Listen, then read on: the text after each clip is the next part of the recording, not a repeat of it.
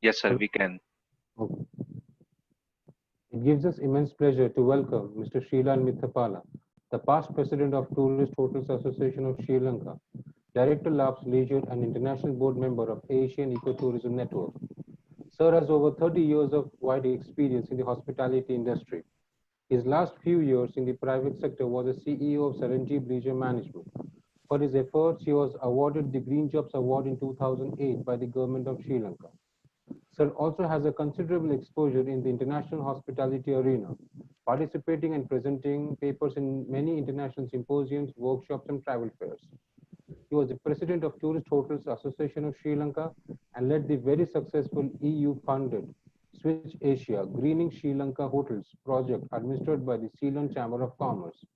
Currently, he is engaged in various consultancy assignments in sustainable tourism development, environment, and wildlife. He has been the keynote speaker at several ecotourism and sustainable tourism forums. Now, I would like to request Sir to please proceed with the session. Thank you very much. Thank you very much. Thank you. Welcome everyone to this presentation on animals in tourism and cruelty. I'm thankful to the Institute of Travel and Tourism of the Amity University of Kolkata, and in particular to Professor Siddharth and Professor Vandita.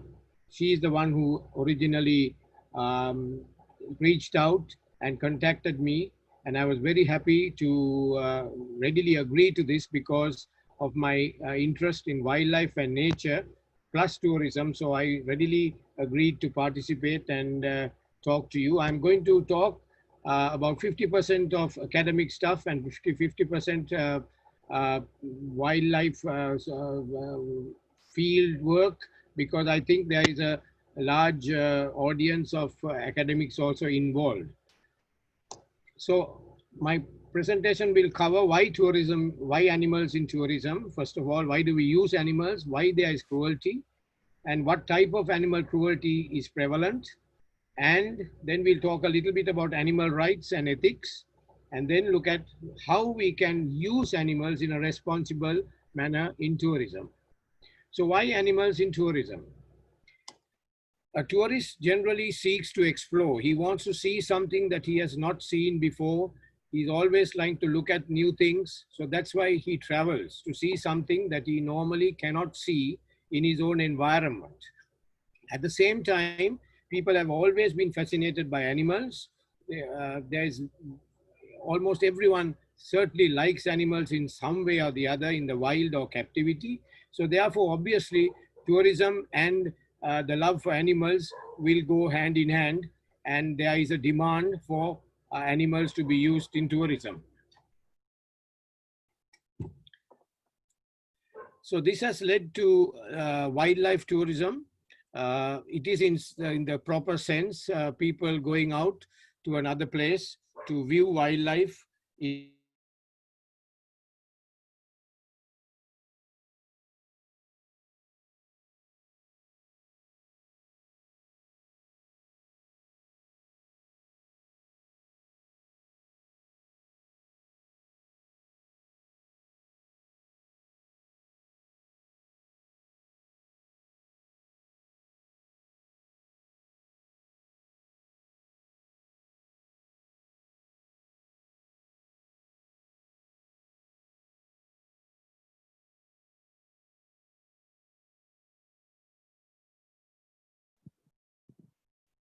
Hello, Arunji.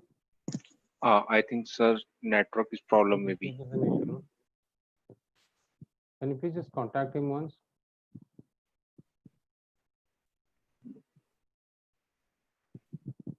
Hello. Is Arunji? Can you just Yeah, contact him once and tell him that he is not in his. sir, his internet is not working. So who is coordinating with them, sir? I Here think you have a. yes, we have. I think one number was also Yes, sir. shared. I will just Yeah, contact him. please.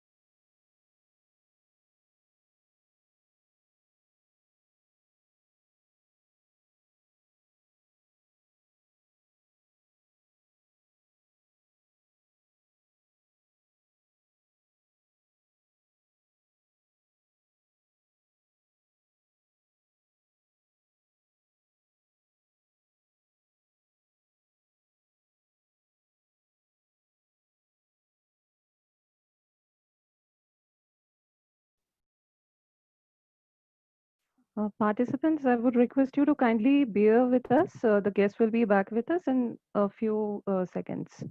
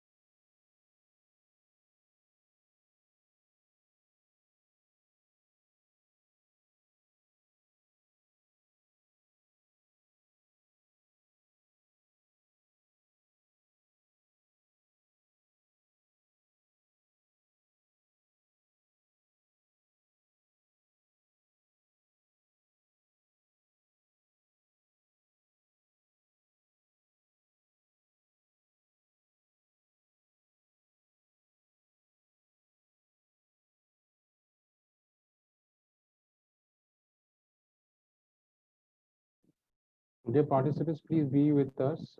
There's a technical issue from the speaker side. We'll be back very soon. Please bear with us for some time, for a few minutes. Thank you. I think sir has already joined. Yes, he has joined. Yes, sir. My You have... apologies. No, My it's fine, sir. Yep. It's fine, sir. It was a technical issue. It's fine, sir. No issues. You can please continue. You have to enable me to share again. Sir, it's already done, sir. Just share it, sir. Okay. We're in the first slide. Right. So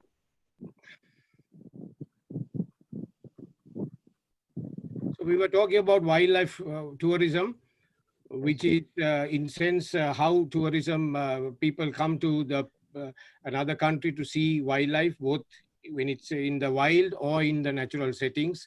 It's interesting to know that about 7% of the world tourism is related to wildlife, and it's growing at about 3% apparently. And tourism, as you know, contributes about 10 to 10.5% to the GDP, while wildlife tourism amounts to about 4% of this component. So that's a large component of wildlife tourism. Wildlife tourism can be active and passive. Active is where you get involved with wildlife. You do wildlife collecting or specimen collecting. You can do hunting. We'll talk about that a little later. But the more prevalent wildlife tourism is passive tourism, passive wildlife tourism, which is watching wildlife, photography, interacting with animals, etc. So why cruelty to animals?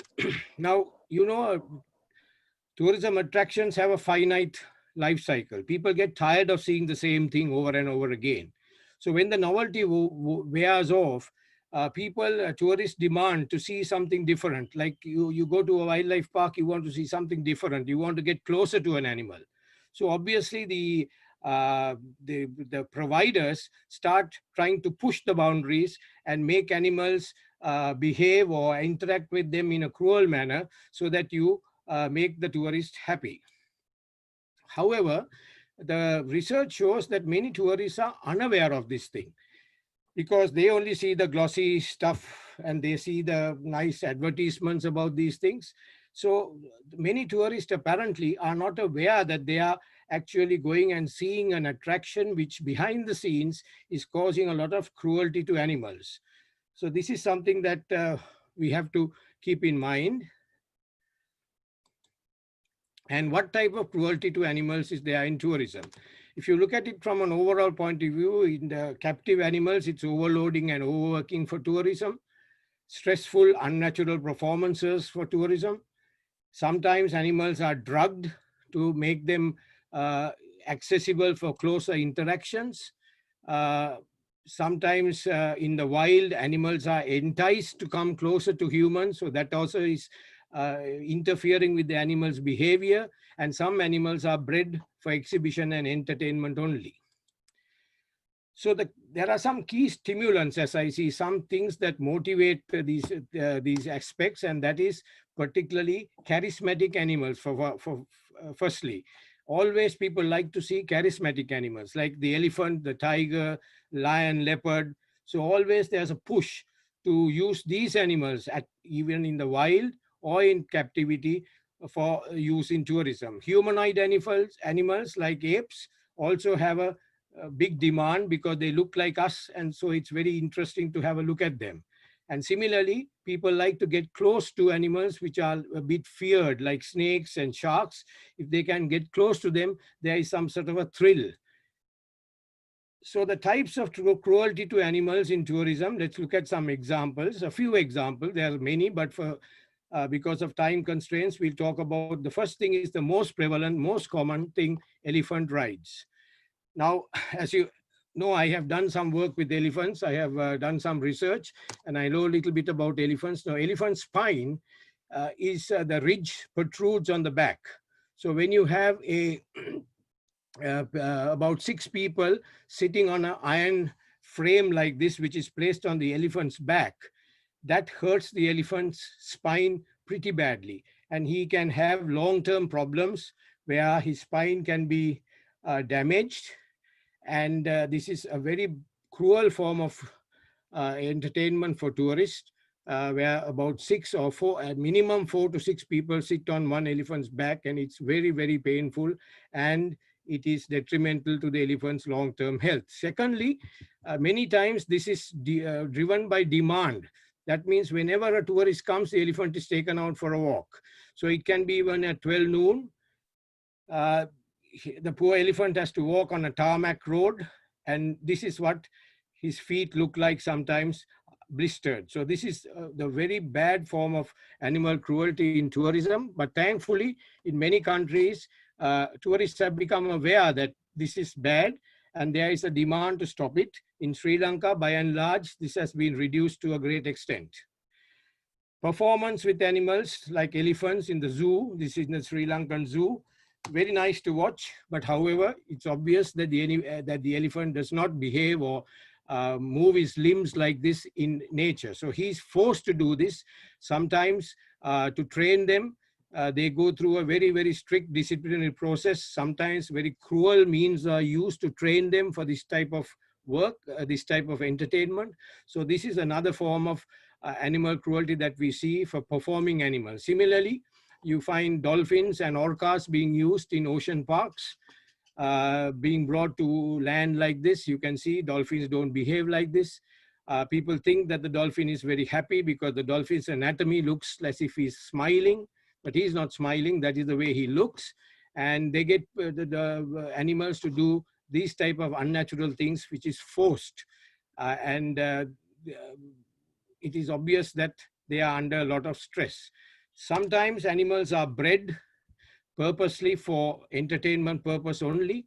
In Thailand and in some of the Asian countries, you find crocodile farms. They perform for the tourists, meat is put and they jump around.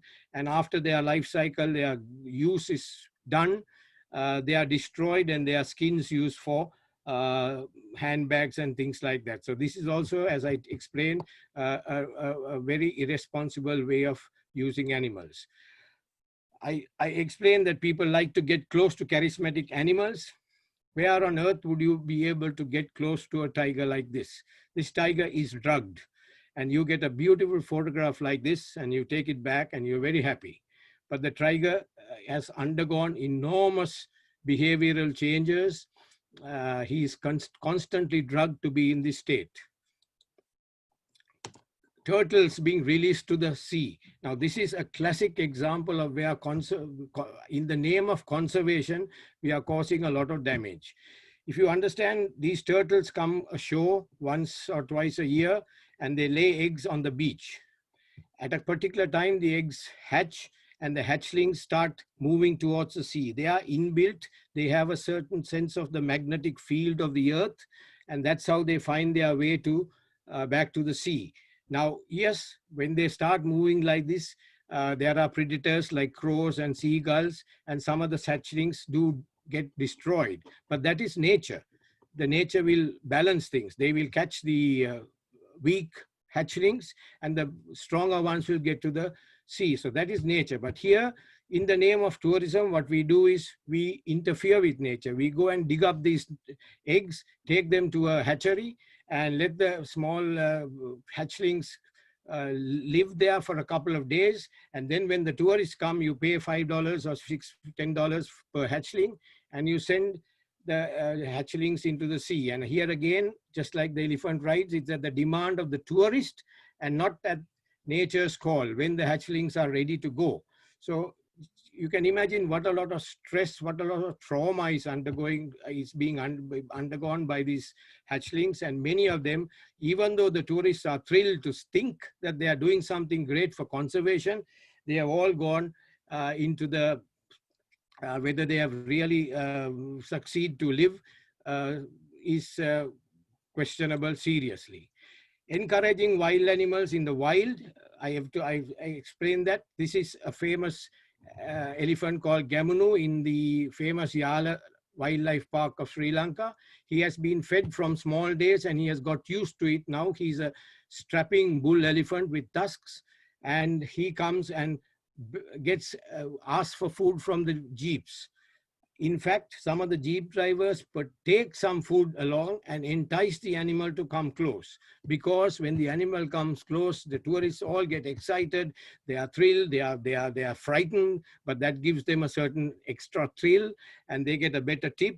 So this is something that has been prevalent in most parts of Asia, where animals, wild animals, are enticed. So this has disrupted the animal's behavior. He is no longer 100% wild animal. He has got acclimatized, and he's obviously going to have a lot of problems in managing his affairs. I talked about humanoid animals, apes. In hotels in the past days, we used to have monkeys performing like this, dressed like humans. It looks so cute, but it's very, very inhuman, because the apes are undergoing a lot of stress. They have been beaten to do these type of tricks. So this, thankfully, again, is on the way out. I don't think in any parts of Sri Lanka, in the hotels in particular, they don't use these type of animals anymore to showcase. And touching dangerous animals, I said, bringing snakes in and getting a selfie or a photograph like this. This is, again, you might think it's a snake, but still the snake is undergoing a lot of stress because he's being put through these sort of unusual situations. So these are all aspects of bad practices. And finally, overcrowding in parks. Very often in our parks, when you see an animal, a charismatic animal, a telephone call goes around and the jeeps all come and hem the animal. Now here, this is I think in Kenya, you can see the cheetah, you can see his body language, he's all tensed up. So you are disrupting the animal's normal behavior. So this is not responsible tourism. Responsible tourism is watching and looking at animals in their natural habitat without disturbing them. And this animal's behavior, his interactions with other animals, all will be disrupted because of these stress levels. So the fundamental rule here is that when we go to a park, when a tourist goes to a park, even we should remember that we are the residents. That park has been allocated only for wildlife. And we are the trespassers. We don't own the park. The animals have the right of way. So this is something we forget in our life when we talk about animals and tourism. Let's go to animal rights and ethics. Here we can talk about something called anthropocentrism. Anthropocentrism, in the simplest word, is man assuming the role that he is the be-all and the end-all on earth. He is the chief reason for everything to live. He is the primary species, and therefore he has jurisdiction over everything else that lives. That is anthropocentrism in the simplest sense. So if you look at it in a wider sense, perhaps anthropocentrism is the cause of all these problems we are having today of pollution, climate change, habitat loss, species. So this is where anthropocentrism is prevalent, and from that, from tourism, it comes conservation sport hunting. This is why I said about hunting. Now, this is an interesting situation where in some African countries where there is a reasonably high population of animals, lions, elephants, they auction out a permit so that people can buy this permit to come and kill this animal, hunt this animal and kill it. So these permits go at a very high price of about $250,000. And it's a pseudo hunt, obviously, and it's carefully managed, supposed to be scientifically managed, and you get a good photo opportunity like this. And even the IUCN, the International Organization for the Conservation of Nature, has said that this is a reasonably good idea, because it is said that all this money goes back for conservation. So I don't know, the jury is out on this. There are a lot of ethical issues here, whether man can really take the decision to destroy another animal. Are we playing God? That's the bottom line. So when you look at ethics, when I started looking through the research for this, when I was doing this presentation, I found that there's enough and more of ethics and guidelines from tourism about sustainability. It covers everything from environment to socio-cultural impacts, economic impacts. But what is missing from this narrative is the fact of is reference to animals. It never anywhere does it mention about cruelty and looking after animals properly in tourism. So that's a big shortcoming that we have. We talk a lot about general stuff about sustainability, but there's very little specific to animals. Of course, in the private sector, there are people who have developed captive animal freedoms, 5 freedoms for captive animals: freedom from hunger, freedom from discomfort, freedom from pain and injury and disease, freedom to express normal behavior, and freedom from fear and distress. If you just look back to some of those examples I told you, you will find that at least 2 to 3 of these freedoms are not prevalent in those. So it's obvious that people don't follow these things. The Association of British Travel Agents have put out a fairly good set of guidelines for these type of activities for tourism. It is it's a useful guideline. And of course, your own Mahatma Ji spoke about the greatness of a nation and its moral progress can be judged by the way its animals are treated. So that's a great saying, not only for tourism, but for an entire nation. In Buddhism, it is taught that animals and humans share the same essential nature. We are not a separate class of beings, we are all similar. The highest virtue of Buddhism is compassion, and compassionate to be compassionate to animals. And Arahat Mahinda, who came from India bringing Buddhism to Sri Lanka, when he came in to Sri Lanka, he found King Devanam Piyatissa hunting. And he stopped the king and said, "Oh great king, the birds of the air and the beasts have an equal right to live and move about in any part of this land as thou. This land belongs to the peoples and all other beings, and thou art only the guardian of it." So Buddhist teachings are completely in line with preventing cruelty in animals. Similarly, in Hinduism, it teaches that God resides in all living things. It's a form of Atman. And in fact, in Hinduism, many animals are venerated. So there is a paradox here. It is said that animals in Asia are among the most abused in the world. So how come? We have all these lovely religious beliefs, but perhaps it is because of less affluence and poverty. People try to use the animals to get some more money, a lack of awareness, religious and cultural dogmas, perhaps, and inadequate laws in our parts of the country. However, before that, so there's a double paradox here. When you look at West and Asia, exotic flora, fauna, biodiversity is very low in West because it's not a tropical country. You have different climates. In Asia, it's tropics, and we have a very high biodiversity in our parts of the world. Religious beliefs, as I explained to you, in the West, yes, Christianity and things have some mention about animals, but in our religions, animals are held in great esteem. However, when you come to animal rights, Asia is very low, West is very high. And cruelty to animals, Asia is very high, West is very low. So it's a double paradox as I looked at it.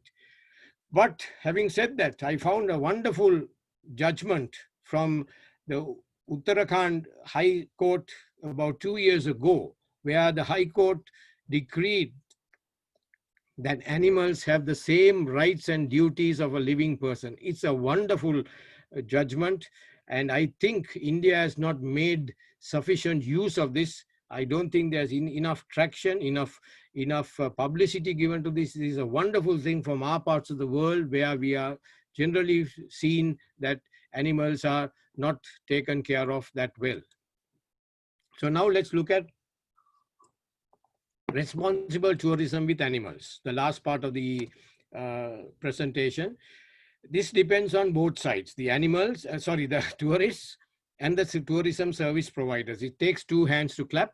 So both sides are responsible for this bad behavior, bad practices, the tourists and the tourism service providers. Mass tourism, as you know, is a necessary evil in tourism, where large numbers of people come. They are more interested in looking at things quickly, seeing as many things as possible, getting discounts, souvenir collecting, tick the boxes, very superficial. So that type of tourist is prevalent. But however, the ecotourism has come up, which is quite the opposite. It's small groups of people who want to learn, experience, appreciate, and understand what they are seeing. So it's more, these people are more into emotional consumption than materialistic consumption. So obviously, when you have people with more emotional consumption, they will be more concerned about using animals and how they are watching animals and getting that proper experience. Some years ago, my colleague, my friend, Professor Chandi Jayawardena from Canada, and I postulated, and we produced this model of the evolving tourist expectation model. What we worked on the Maslow's hierarchy of needs, where we said the initial first visit of a tourist, he's the first time he's going out, he look for cheap prices, he will look for quick deals, he wants to see as many things as possible, he's not interested in understanding what he sees, he just wants to tick the boxes. So that's at the first level. As he goes on his second and third visits, he becomes much more realizing that he wants a better room, he wants to see better things, and his awareness of environment increases. So just like in the hierarchy of needs, the tourist also proceeds up this ladder and becomes much more interested, much more aware, much more desiring of a better experience. So this is what we said, that they go from a low concern for environment to a high concern for environment.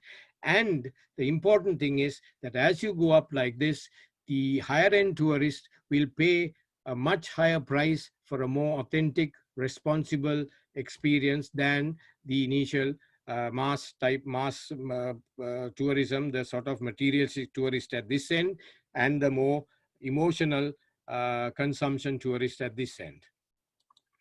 To look at sustainable tourism development, there are a lot of definitions out there, but I like to look at it in a simpler form. It is basically a balance between the tourism business, conservation, and the environment, and the local involvement. So it's basically doing your business properly, seeing that environment is protected, and at the same time seeing that something goes back to the people and empower the people. So it's a balance. It never says, this is something that people make a big mistake when you talk about sustainability. It does not mean that you should give importance to one over the other. All three must develop together. So sometimes my own colleagues who are environmentalists, they talk about you must stop tourism, you must prevent development. No, Sustainability never talks about that. It says, do your development, do your business, but at the same time, see that there is a balance, that you don't damage the environment, you make a compromise, and you look at poverty elevation and empowerment of the local community. So having looked at those 3-4 concepts, let's look at responsible practices with tourism, a more practical approach. You must ensure that there's no disturbance to wildlife, experience rather than consume, interact responsibly, say no to bad practices, don't go to hotels or other entertainment venues which show these type of bad practiced animals being in captivity, animals as photography props, and humanized behavior, and culture and religion is not an excuse for cruelty. Now, on that point, I would like to talk quickly about the Kandy Perahera, Sri Lanka's famous pageant. It's a religious pageant which has a long cultural history, where you have about 60-70 elephants parading the streets every August for about 3 or 4 days. However, some of these elephants are badly treated. They are chained very tightly and they are cruelly used, because sometimes these elephants can get very stressed. There's a lot of fire, there's a lot of noise, there's a lot of drums. So this is something that is very controversial. It is steeped in a lot of religious cultural background. So there is a lot of controversy out there whether some of these practices have to be reviewed and done in a more responsible manner. For tourist operators who are using, who are taking tourists to wildlife parks, properly brief the tourists. Do not raise expectation levels. Do not overpromise. That's what happens very often. You promise them that you'll see a tiger or a leopard or a elephant, and when you don't see that animal, the tourist is disappointed, and then he goes on asking you, and then the provider pushes the boundaries to somehow entice an animal or go off road and look for this animal. It's the overall experience what counts, not a good sighting. So emphasize to tourists that it's the wider biodiversity that is important. I believe sorting this problem out, about 75% or 80% is in our hands, tourism operators and tourists, because it's basically, the way I look at it, it is a supply and demand problem.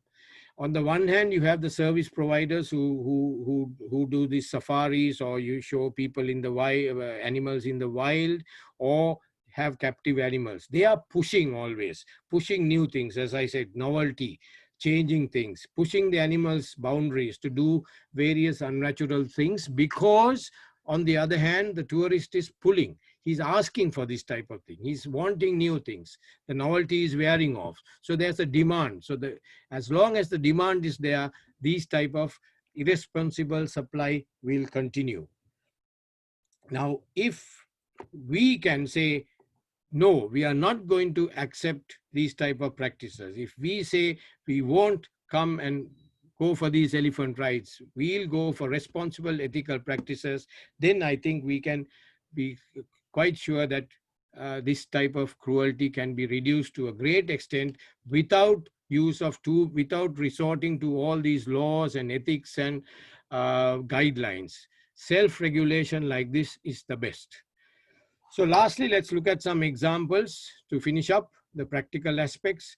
Meaningful interactions. Now in Asia, you know, we have a lot of captive elephants. We have human-elephant conflict where we get elephants dying. In Sri Lanka last year, we had 400 elephants dying in the wild. That's more than one a day. And very often elephants are orphaned. So these elephants have to be looked after by the private sector or the government. So if there is bound to be captive elephants. So why can't we use the elephants like this to perhaps give the tourist an experience to stay with the elephant for the whole day, see how it's eating, see how he goes to bathe. Perhaps they can join and help bathe the elephant. So this is a very meaningful interaction with tourism, with elephants. And again, remember, this type of tourist who wants this experience will pay much taller than just going on an elephant ride. This is in Min area. the famous, world famous gathering of elephants, 400 elephants during a particular period in August, September, you can see. And we had a huge problem with overcrowding, where the elephants come. On the right-hand side is the jungle, and on the left-hand side is the reservoir. And every evening the elephants go to water. Now this going to water is very important because they are hot and they need to get to the water. Now those days the jeeps will be going all over off-road and disrupting their natural behavior, again cruelty. But with some training and with some awareness created to these service providers, you can see how it has worked now. They have all lined up and opened up a corridor for the elephants to go to the water. Yes, there is still crowding, but however, there is discipline. So this is again sustainability, managing the situation so that, I mean, the easiest thing would be say, no tourists to see this gathering. It's such an important, such a unique event. No way. The gathering brings something like 6 billion rupees to tourism every year. It's one of the world famous. Lonely Planet has listed it as the 6th world wildlife wonder in the world. So you have to manage this. So this is what sustainability is all about. Elephant riding, as I said, you're always going to have a few elephants in captivity. You can see in this case the elephant's ridge, the spine. The elephant's head, as you know, is very, very big, and the neck muscles, therefore, are very strong. It can easily carry a man or a full-grown adult or two on its back. So, if there is a die-hard tourist who really wants to pay top dollar and ride an elephant, and you have a captive elephant, a healthy elephant who's well looked after, so why not? Why not teach the tourist to get on the neck and go for a short ride? So this is another way of balancing this. However, it must be done bareback, because the elephants, and it's not easy to sit on this on the neck, because the elephant's hair is very thick and very strong, and very often you will get pricked in the most delicate places when you travel like this. Again, as I said, you have captive elephants. Most of my examples are elephants, obviously, because I have done a lot of work with elephants during my life. You can use captive elephants to educate children. This is one way of conserving and helping the future generations of animals, because the future is in the hands of our young children. So if a child can interact like this and learn about the elephant, what is conservation, why is this animal so important to us, it's a wonderful situation. Again, tourism can play a big role in education.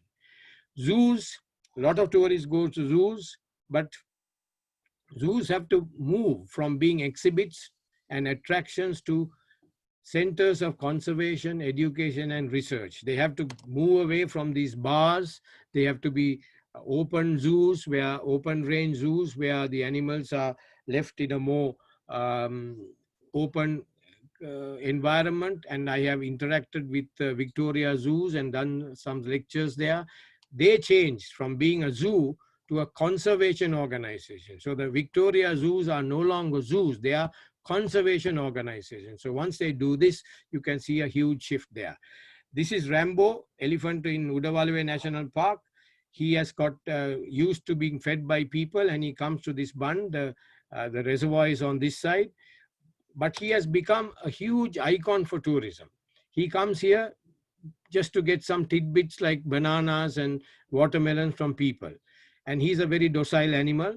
And if this can be managed, now again, this is I'm talking about sustainability. There's nothing cruel happening here, but we have gone and disturbed this animal's behavior. He has got used to coming here to get these tidbits from people.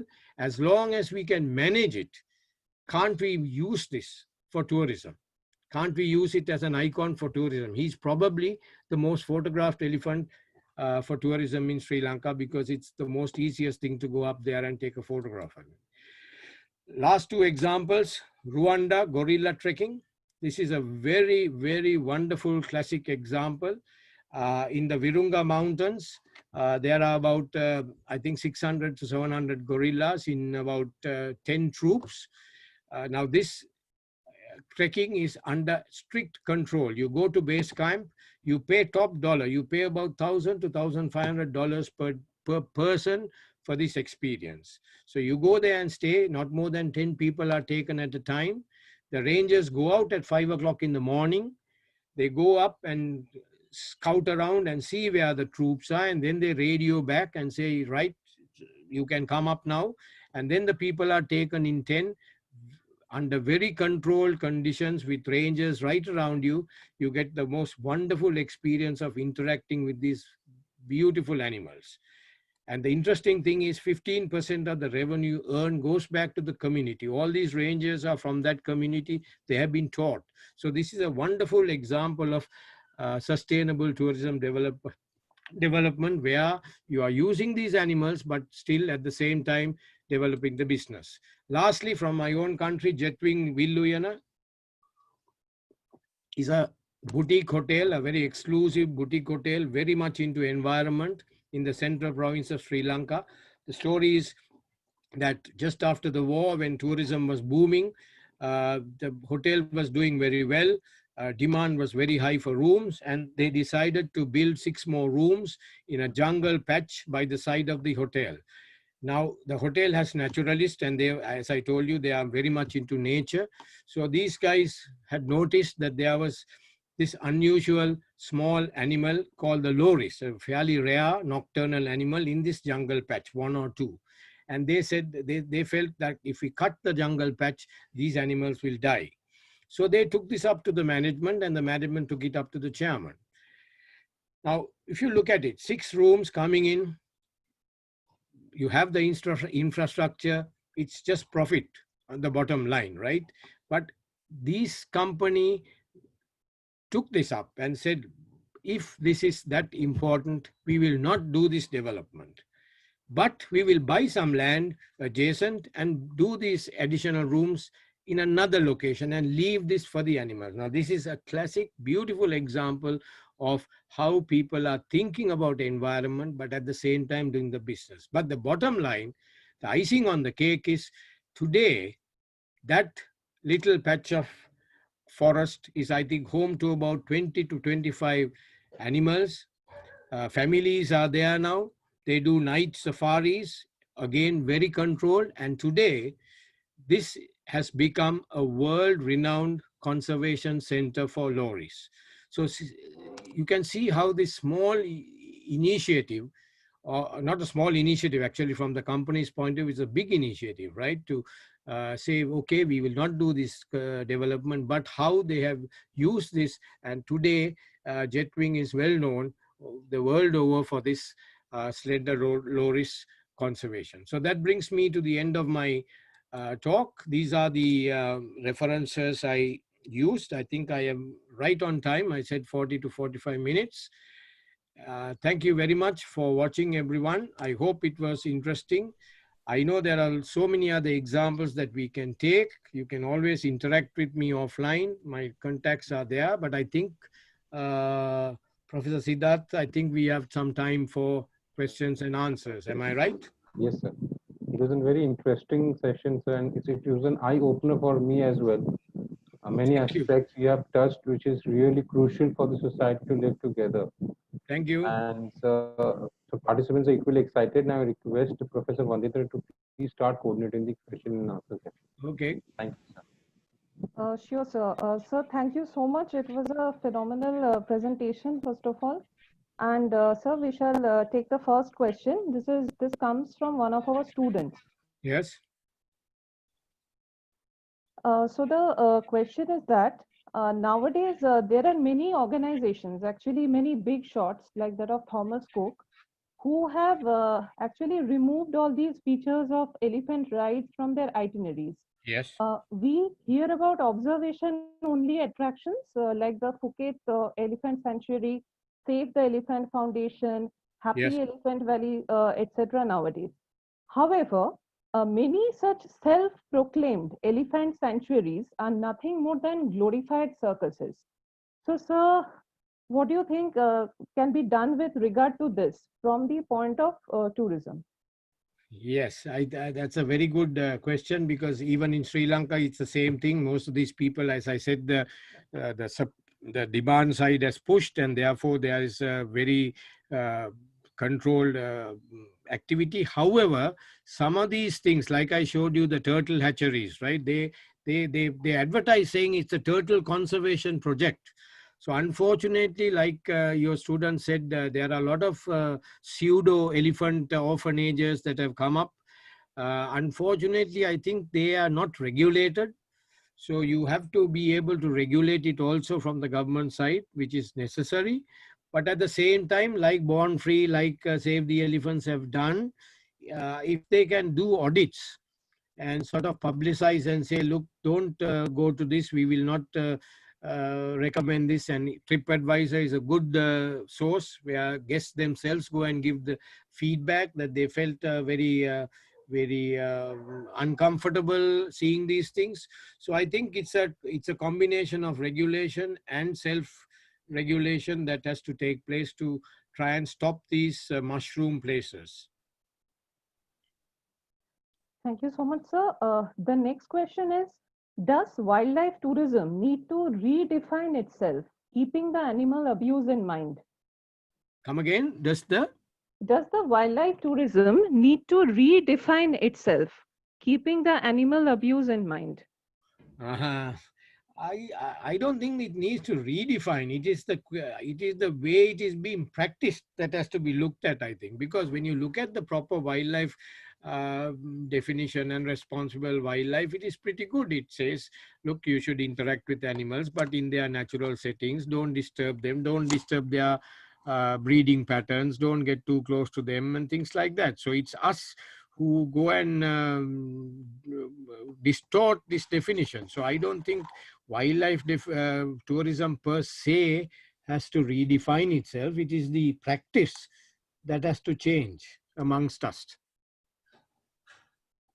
Thank you, sir. The next question is, many tourists who love animals unwittingly contribute to animal cruelty because they are not aware of the hidden animal abuses at the attractions they visit. So what can be done to change the same? Yes, that's what I think I told you a little while ago, that there is a lack of awareness in our parts of the world. So I think a lot of training, awareness programs. Now that's what I try to do. I think I have spoken to more than 50 schools in the country. I go to all the schools and start talking. Of course, I talk about elephants predominantly, why we should conserve these animals. So it's a question of education. If you educate people and people understand these things, however poor they are, there is always a possibility that they will think twice and understand this better. So I think it's a question that tourists and even the providers both have to be educated. But having said that, most tourists today, I must say, I don't know about India, but who are coming to Sri Lanka are quite aware of these things on their own, right? They are more environment savvy.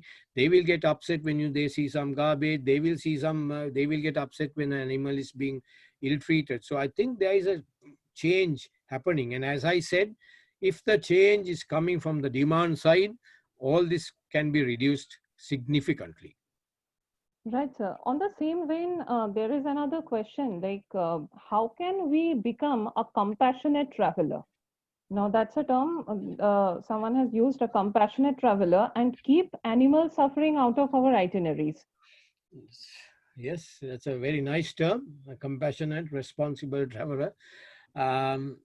Again, I think there are lots of resources today, particularly in the West, that when a tourist leaves its country and going particularly to Asia, there are checklists that person can see what to check, what to be careful of. Look, when they advertise like this, that means there is something going on behind the scenes for animal cruelty, like that, So it's again a question of you being aware, you being understanding what is happening. Now, for example, the example I took about turtle conservation. Now that is, I mean, people think they are doing a great thing. They go happy because they said we have saved so many turtles, but you're not saving them. So this is the question. You have to dig deep and see what is happening. So very few people know that those little turtles have an inbuilt mechanism. It's nature taking its course. You must allow the nature to take its course. You can't keep them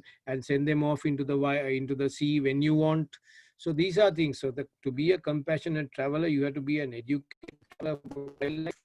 You understand at least a little bit of what you're going, and if you're embarking on a journey, you can then do a little research. Today you can find enough from the internet, right? Right, sir. Sir, there are other questions also. I think most of it has been already addressed by you in your presentation. Okay. Like, how can travelers interact with animals ethically, or what could be some of the cruelty-free ethical wildlife tourism experiences? Yeah, I think I explained some of them towards the end of my talk. There are so many like that. Lots of good companies are doing this. Again, remember that what I'm very keen for, particularly your students to remember, is this sustainability. Because I'm an environmentalist, but I find most of my environmentalist friends don't understand sustainability. Sustainability does not mean not doing any business because of environment issues, right? So this is all a question of balancing it. Like I said, I would love to see a world without captive elephants, without captive animals, but that's never going to happen, particularly in elephants, right? So if you're going to have captive elephants, treat them well, look at it, and see how you can manage it. So that is where I think how people can help is by forcing. Again, I believe self-regulation. If you can force these operators, people to behave responsibly, this will work. So we have another question from one of our participants. Do you think stricter punishments and penalties are needed for wildlife abuse, especially when it comes to hunting and killing for fun? Yes, definitely. I believe it's a carrot and stick approach. You must incentivize and you must punish. Definitely, you must punish very severely. Now, Sri Lanka, I think, has started a little bit like this for killing elephants. In Sri Lanka, it's against the law to kill an elephant. So things like that, yes, you must do it, but at the same time, you must reward people who do good practices. Now I showed you, we have trained some of these jeep drivers who are behaving very badly before in the wildlife parks. Now we have very punitive measures. If they are caught doing something wrong, they are suspended for 2 weeks. Now we are looking at ways of rewarding them, right? Can't we say he's the best jeep driver for the month and give him a rosette to put on his windscreen so that everyone knows he has been the best driver from the feedback we got. So things like that. So it's a carrot and stick. You have to punish, yes. The government has to have very strong laws, and that's up to the government. But from the tourism aspect, we can also look at rewarding people who do good business and taking and helping them develop that business. Right, sir. Sir, we will take another question. Someone is asking that if the practices like banning of animals for the selfies, as you said, then the performances and all that, if we ban them, how much is it going to affect the tourism economy? And what are the other options to boost up the economy, especially in Asia? Yeah, okay. So I don't think, I'm not quite sure how much the value of this type of component is. Perhaps in some countries it might be large, these photographs and getting close to animals, what sort of income that brings. But I think, as I showed you in that our model also, our theoretical model of similar to Maslow's hierarchy, and it's obvious that when a tourist is more interested in authenticity and environment and he's more responsible, he's willing to pay more. So that offsets the other aspects. That's what I'm trying to say. So I don't think the revenue side is that much of a incentive, right? If you can show these providers, look, you have an elephant, don't ride it, but can you say package it to say, come and stay with an elephant and experience his life for the day. and charge a higher amount so that the tourist comes, he goes with the elephant to the water, he feeds it, he bathes it, he sees how the elephant is works in the day. So you know what I mean? So you can chain the offering. And again, I always reminding, when you move from materialistic consumption to more emotional consumption, guests will pay much more because they are searching for this type of thing. Thank you, sir. We shall take the last question for the day. One Okay. of our students is asking, could you tell us about the Pinavala Elephant Orphanage in Sri Lanka and the responsible tourism practices in Sri Lanka? Okay.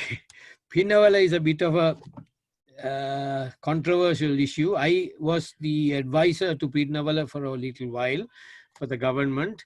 There are some good things happening. There are some bad things happening. Yes, it's an orphanage.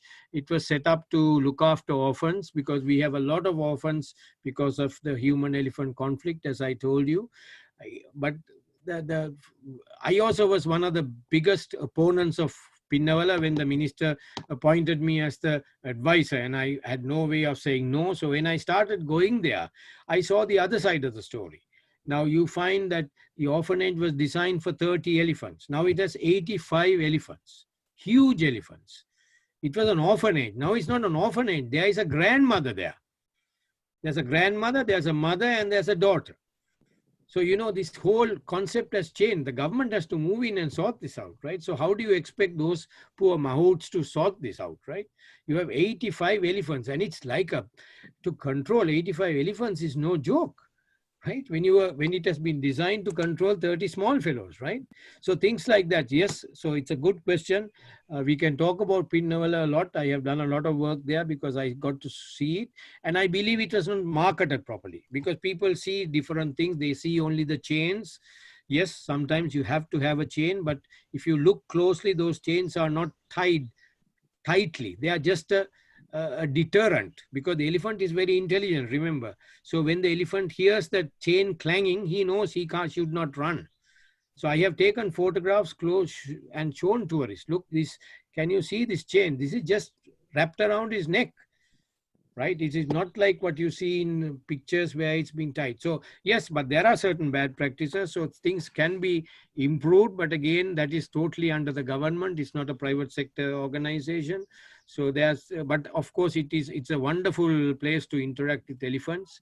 And it's a good question, but we can talk about Pinavala a whole session if there is time. Thank you so much, sir. Okay. Thank you so much, sir, for sharing your valuable inputs, focusing on what will be the roles and responsibilities of tour guides as well, and Yes. how cruelty happens to animals, knowingly or unknowingly, we all are responsible for it, and we need to really work on it. And the contents, the way you're explaining, and the contents are so well crafted, so attractively designed, and so systematically designed. Okay. I'm really thankful for this wonderful presentation and interactive session, sir. And the questions were wonderfully answered. I hope we had more time with you, and would love to have more association with you in the future for this.